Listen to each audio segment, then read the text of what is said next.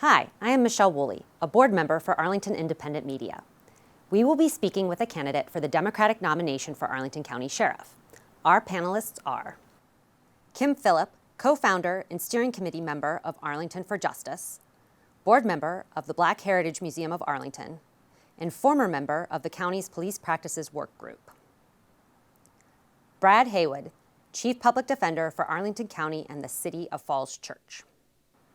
Abby Raphael, former school board member at Arlington Public Schools. In this edition, the panelists will be speaking with Acting Sheriff Jose Quiroz. Hi, Jose. Hi, how are you? I'm good, thank you. What motivated you to run for sheriff?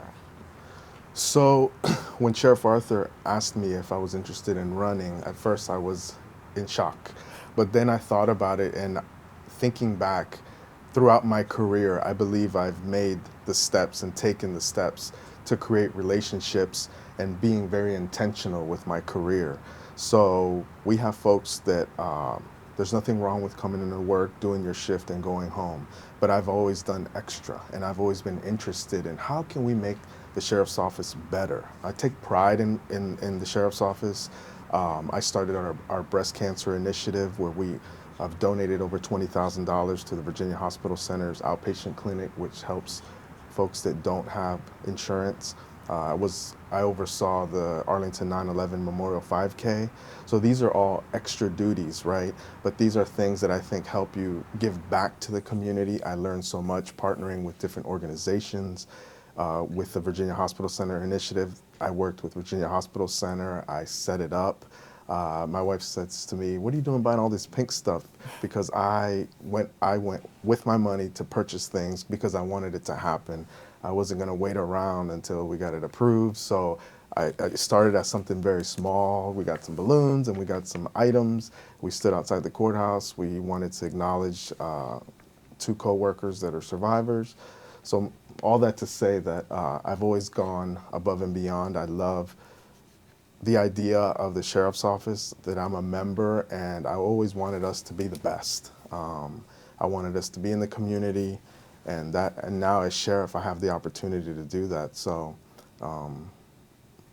that's a priority for me to ensure that the community understands, one, what we do. A lot of folks don't understand what the role of the sheriff is, and just to be forward-facing, be in the community, work with the community to bring solutions to where we live.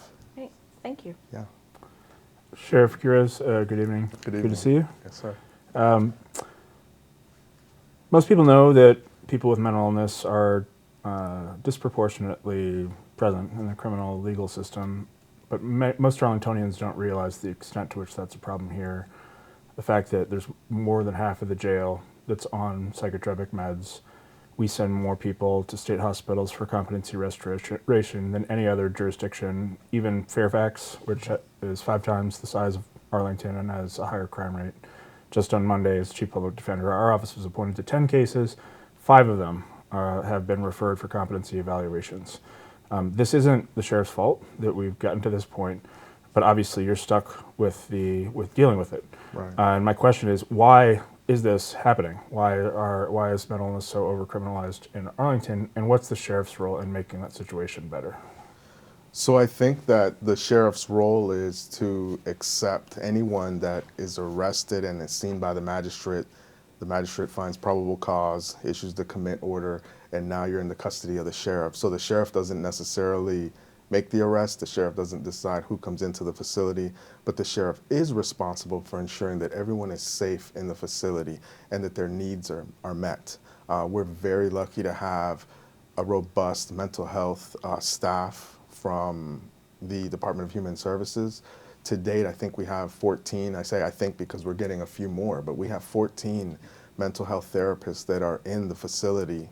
We say embedded because they are a part of the facility. They work in the facility. They report every day to assist us, and it's a great partnership. But speaking to why folks are arrested versus seeking treatment, that's a great question. I know that this next week, the Crisis Intervention Center is going to have its grand opening, long overdue.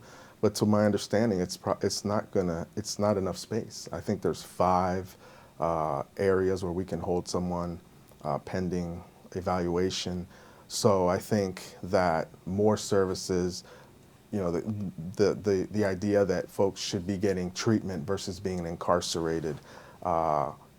While my staff, we are crisis intervention trained, de-escalation trained, we receive a lot of training. And kudos to my staff, because their specialty is not to handle mental health, but they do a great job. They do the best they can.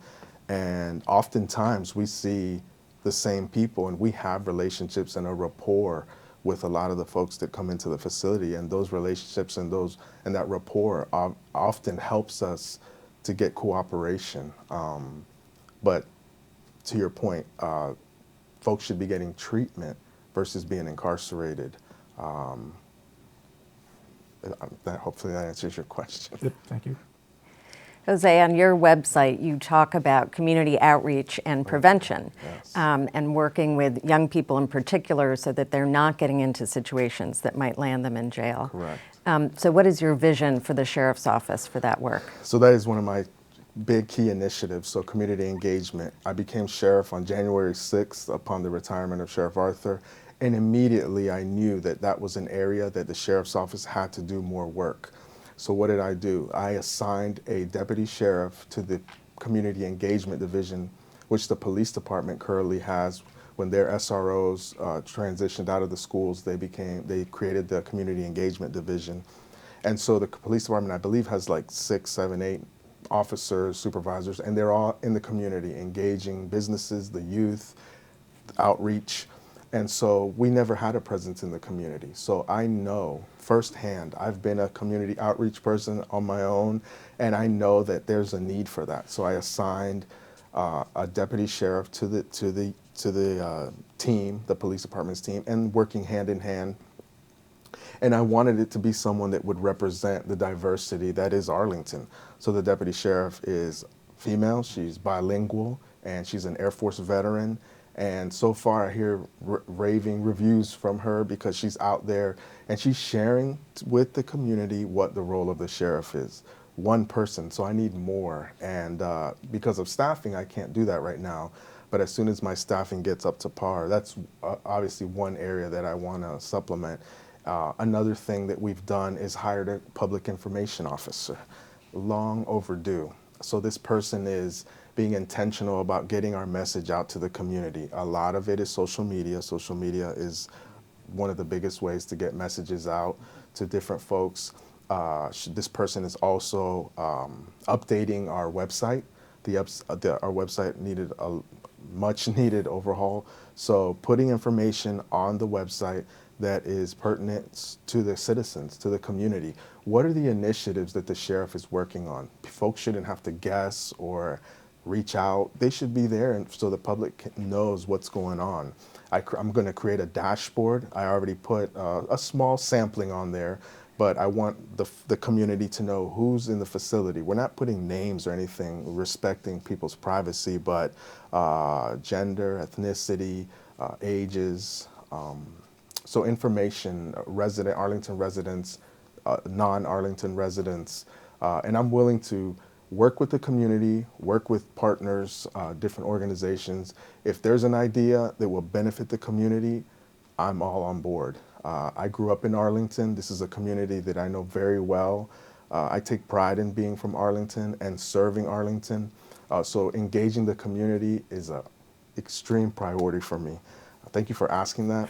We went to the Clarendon Bunny Hop a few weeks ago, and it was a hit. And not only was the community all over our table asking questions, the staff was happy. So that's another way to retain staff, to give them a different assignment, get them out of whether it's the courthouse or the jail or civil process, and engage the community. When you engage the community, you're helping two people. You're helping yourself and you're helping the community. So I believe it's a great tool. As the leader, I'm the first one out front. It's hard sometimes to, if that's not your knack, to get out there and talk to people, but I believe that the sheriff, as the leader, as the spokesperson, let's say, for the organization, should be out engaging the community, all sorts of community members. Thank you you. very much for that, Jose. So are there organizations like Offender Aid Restoration that you would look for additional, let me restart that question, I apologize.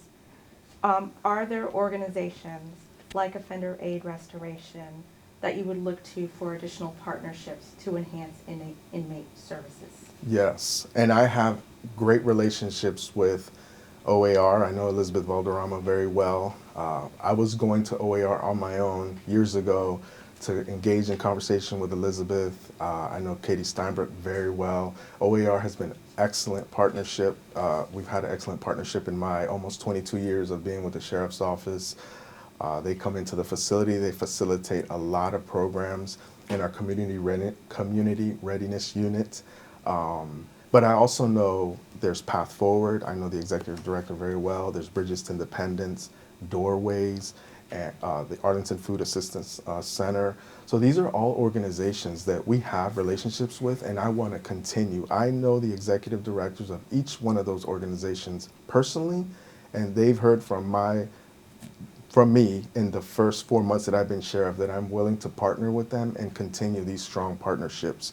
Anything that we can pour in to the folks that are in the facility, rehabilitation is one of the things on my website. And so with OAR specifically, I know that we do many provide many trainings and sessions. There's conflict resolution, de-escalation, substance use, counseling. So we're continuing that. We've even through COVID, we provided, we now have tablets in the facility. So these tablets, I mean technology, they provide, there was no breakdown, so we continued with allowing OAR to engage in the conversations with those that are in our custody through tablets and technology. Thank you. Yes. You hear a lot of folks who are concerned about criminal justice issues or prison reform talk about ending private prisons, and it's the sentiment behind that is that people shouldn't be profiting off of incarceration. What a lot of people don't realize, though, is that prison profiteering is more than just companies running prisons. It's companies being involved in the process of jailing people, and you have prison profiteering that occurs even in local jails, like in Arlington, through the form of really extraordinarily high phone charges or canteen fees. So canteen, being like food items, things of that nature. There's a movement in Virginia to make calls from the jail by inmates or prisoners to their families to make those free, and also to make sure that all canteen items are sold at normal retail prices. Are those Correct. things that you can commit to? 100%. It's on my website, and I've said it before, I'm committed to fee-free communication. As a father, I understand how important it is to stay connected to your families. Currently, we offer 2 free 20-minute phone calls and 2 free 20-minute video visits. But under my leadership, I'd love to provide fee-free communication for everyone. As I mentioned, I'm a parent. We parent 24/7. You can't parent from 2 20-minute phone calls. And whether you're a parent or you just staying connected to your community, whatever that is, a friend, a neighbor, a loved one, what have you, that goes to your mental health. And because someone is incarcerated, it shouldn't affect your entire family. And so these relationships and these connections with your family are extremely important to me. And if you are a human being, they're probably important to you. And that's what we have in the detention facility. Human beings that have lives, that have families that matter. My understanding is that the capacity of the jail is about 625 beds. Correct. And I actually remember back when I was an assistant Commonwealth's attorney when we moved into the courthouse and the jail was built. But now the estimate for the next budget year is that there'd be about half that number of detainees. And for many reasons, that's a good thing. We have more diversion programs, less incarceration, but that means there's a lot of excess capacity in the detention center. So how is that space being used? We're in a really small county with lots of needs, and people are always looking for space. Do you have thoughts about maybe how that space could be used if there is in fact excess space? Right. So the building, it's a high-rise direct supervision facility, and the only space that isn't built, it's a shell space, is the third floor. And in the jail, each floor encompasses 2 levels. So the third floor takes the 4th floor, and then the 5th floor and the 6th floor. So the 3rd floor and the 4th floor are the only shell space that we have. It's there for storage. We use it for training. That's where we do our our control tactics. We use it for different trainings. We're going to move our gym there because I'm converting our gym on the 1st floor into a relaxation room for our staff, so that they have a place to just take a load off and relax for a second. But other than that, the facility has built-in housing units. And with our classification process, we can't necessarily combine everyone all in one housing unit to save space. We currently do have 2 housing units that are closed because our head count is right under 300 folks incarcerated. But there is a need for classification purposes to house folks in different areas of the jail. So we've done, I think, a good job of recognizing when we can close a housing unit, so that we can, so we don't have staff just sitting in one housing unit for like 2 people. But there is also a need to ensure that we are housing folks appropriately. So, but yeah, the 3rd and 4th floors are shell space, and it's not easy to get into the facility with different shipments, and because it's a secure perimeter, but it's open. I'd love to I'm looking to install a pickleball court in one of the housing units for the inmates, something different. It's always been basketball and weight and like a weightlifting system that's made for detention facilities. But we're just trying something new. I mean, that's the craze out there right now, the pickleball. So both for the inmates and for the staff, we're going to see what we can do with that. Okay. Great, thank you. So is staffing for court security sufficient? What improvements would you make in court security, given the staffing that exists? So our staffing is all around low. We have a lot of vacancies, and while you would think that the jail is priority, the court, they're all priority. The jail, as you know, the judiciary has to function Monday through Friday. If it's wintertime and we get a couple snow days, yay for us, but we're in the summer, so there's no snow days coming up.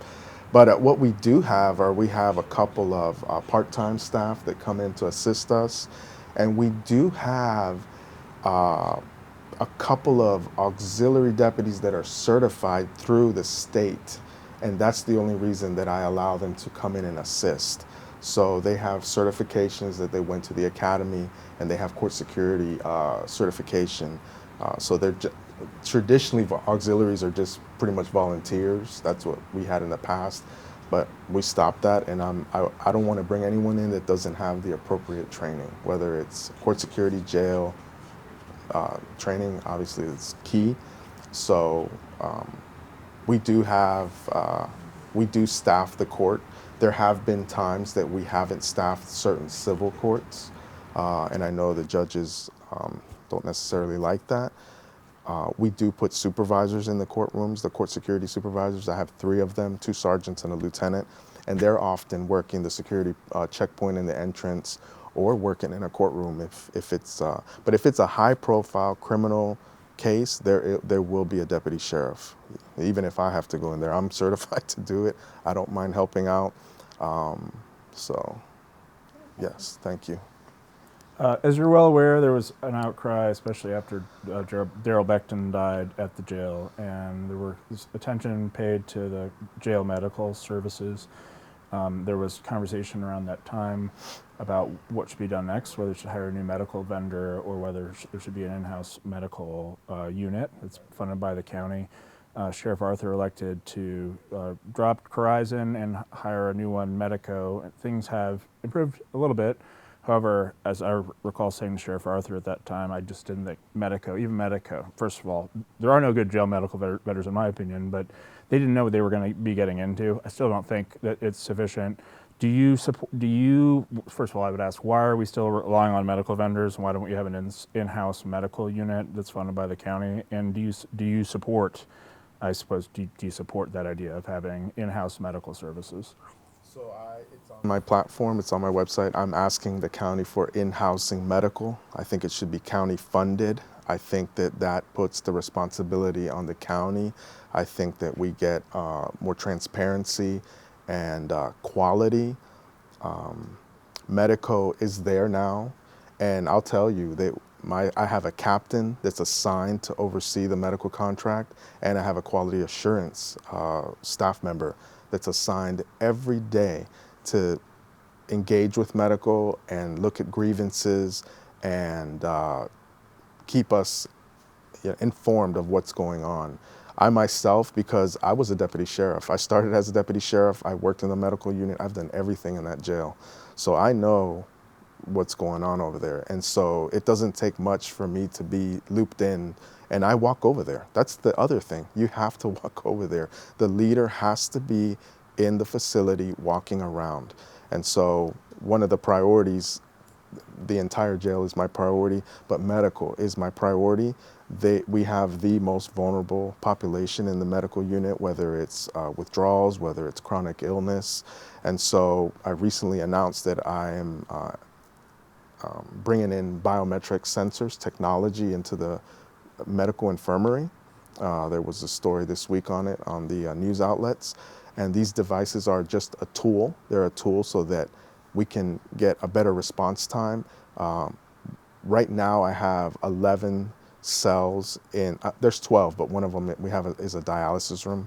But we have technically 11 cells where I can house someone in the medical infirmary. I have 2 deputy sheriffs working in the medical unit infirmary, one in the front end when you first walk into the unit, and one in the back side, the back of the infirmary where the inmates are housed.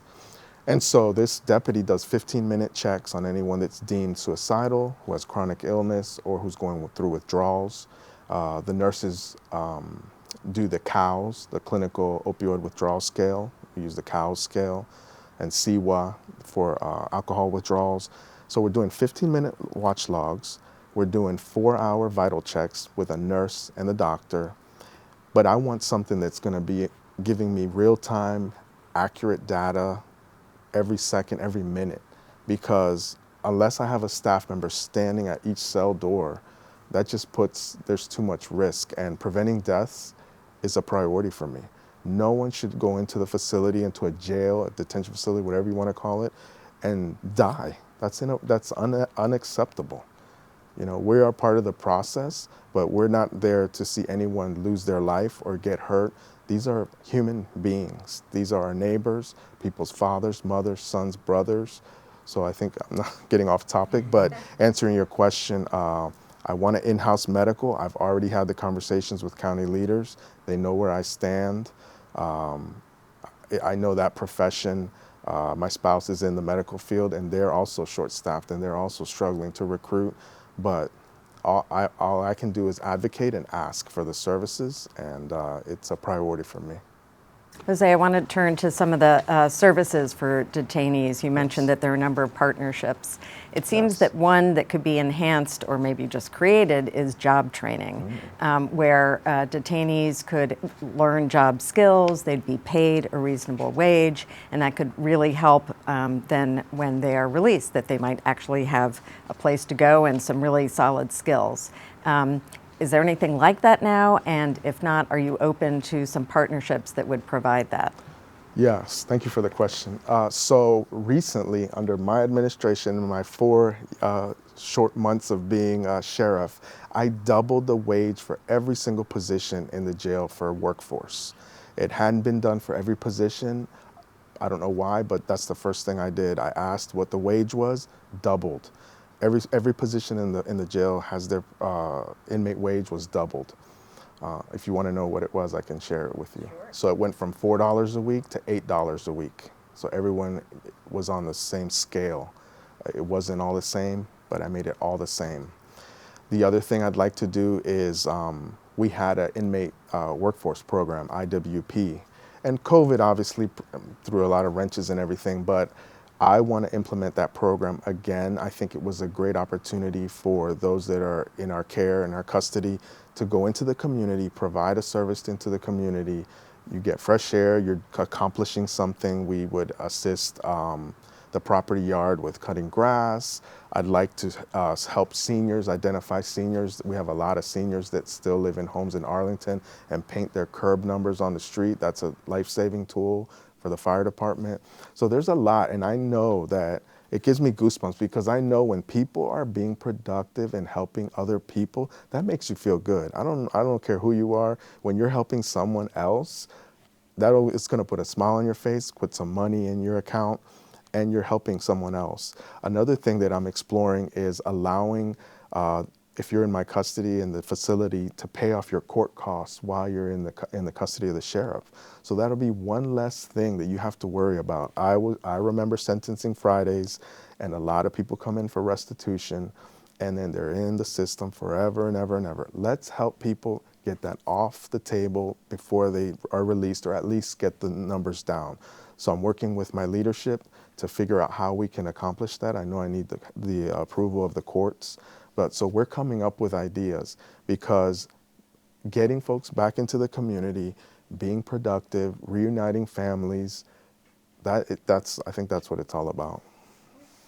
Well, Jose, thank you so much for taking our questions today. Thank you. Thank you all.